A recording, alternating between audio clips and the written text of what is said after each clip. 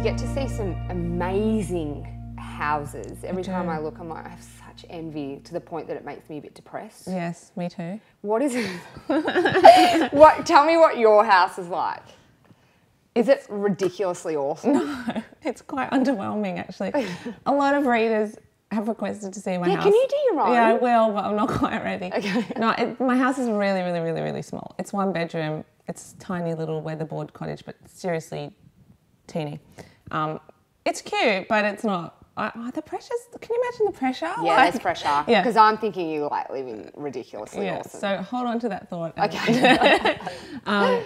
Yeah, I get really jealous when we shoot an amazing house. A couple of times, very rarely, I'm getting more used to it now, but very rarely I'll come home from a shoot and I'll call my partner, Gordy, and I'll be like, what are we doing wrong? They're only 32 and you should have seen their house, you know. Yes, seriously. But you know, it's such an amazing thing to photograph someone's house, and it's really a very intimate thing to be let into someone's house and be allowed to capture that space and put it out there. And so it's a really nice way to get to know someone is through, you know, meeting in their home and documenting their home. So yeah.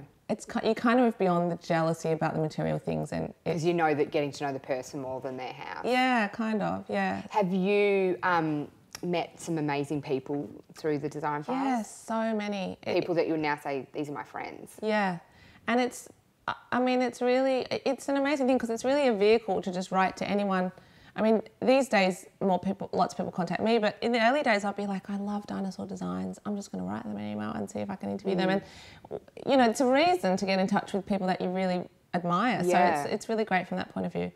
You know, like what you guys are doing too. Well, that's the other night we were having dinner and I said, I feel so overwhelmed that I'll say, would you come on the couch? And people say, yes. I'm like, yes, they've said yes. I know, you know, it's great, isn't it? And you were saying it's amazing when you just ask how people are there. Yeah, I know. Which is really nice. Yeah, and I think there's it's like what I said before, especially when you're doing something indie and people can kind of sense that it's really coming from your heart. They really want to get behind you, and you know, you're surprised at the relationships that you can build through it. So yeah, I've met some amazing people, and people I've revered for a long time, like that, you know, the Dinosaur Designs kind of crew.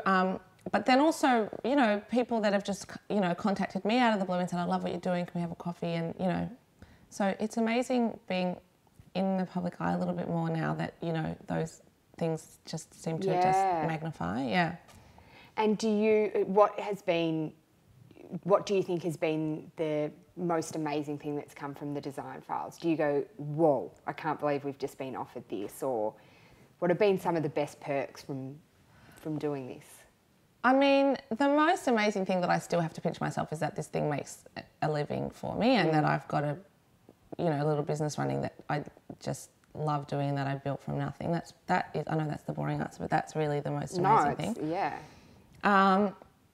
Aside from that, I guess I've just started getting, actually, it sounds really cheesy, but people just have started recognising me, like not that often, but like that's a weird feeling to feel like, wow, I actually have a face that people know. Yeah, because you do. And you're quite a private person. Like if you go, you know, compliment you, you're kind of like, oh, thanks. I know, it's odd to get your head around it. Well, because I started off in a very anonymous way and no one really knew what I even looked like, and then as it's grown, you know, there's been a need for me to be a bit more public and have a bit of a profile and whatever. So that's amazing. And then I think just generally, what I still love most about the site is the feedback we get from the people we feature. So we feature, you know, local designers and stuff, and it never ceases to amaze me the response that people write to me and say, I cannot believe this, but I was on your blog last week and I have just been offered a solo show in London, or you know, it happens a lot. And I think, that's actually the real, you know, that's what kind of keeps you inspired when you're typing at 1 a.m. It's not really the money and that stuff. It's kind of like this has become this amazing resource that's actually really supporting, you know, other creatives. Yeah. So that's cool. That's really cool. So that would be your, you know, highlight of it. What is a part of it that you go, fuck, I don't want to do this?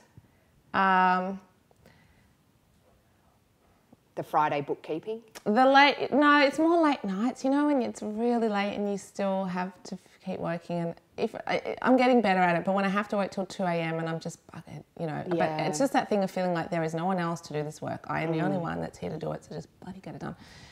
That also, in recent years, I've had to start talking to advertisers and sponsors and be a bit more of a business head and negotiate money. And it's still not a natural thing for me, but